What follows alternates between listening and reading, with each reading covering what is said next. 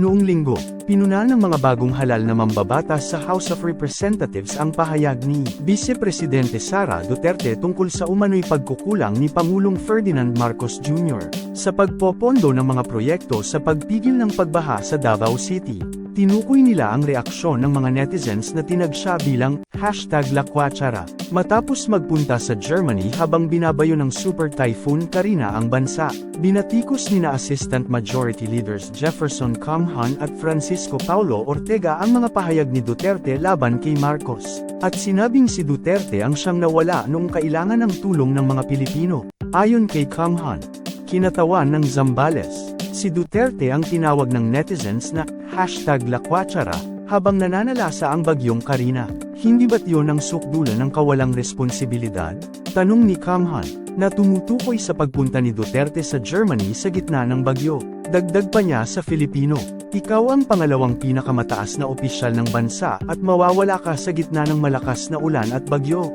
Hindi ka pa bumabalik sa bansa at puro reklamo lang ang ginagawa mo. Ang sinuman na makakarinig ng mga puna niya laban sa Pangulo ay masasabi lang, tingnan mo kung sino ang nagsasalita. Nasaan ka noong kailangan ka ng mga tao?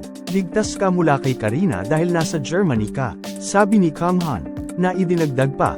Sana all talaga. Binanggit din ng mambabatas na may 6 na taon si dating Pangulong Rodrigo Duterte, ama ni Sara, upang pondohan ang flood control program, kabilang na sa Davao City. Dagdag pa niya, si Davao City Rep. Paulo Duterte, kapatid ng Vice Presidente, ay may kabuuang alokasyon na 51 na bilyong piso para sa mga proyekto sa infrastruktura sa huling 3 taon ng termino ng kanilang ama sa Malacanang.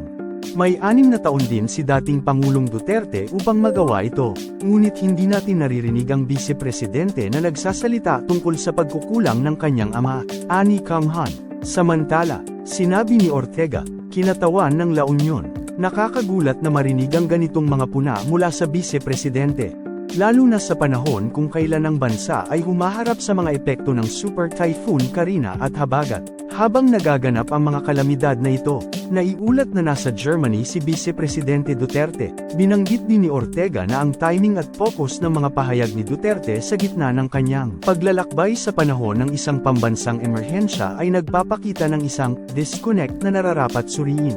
Tinukoy rin ni Ortega ang pagbaha sa Davao City noong huling bahagi ng Hunyo, kung saan parehong wala ang kanyang kapatid na si Mayor Sebastian Duterte at ang kanilang ama, na piniling pumunta sa Tacloban City para sa sinasabing mga layuning pulitikal.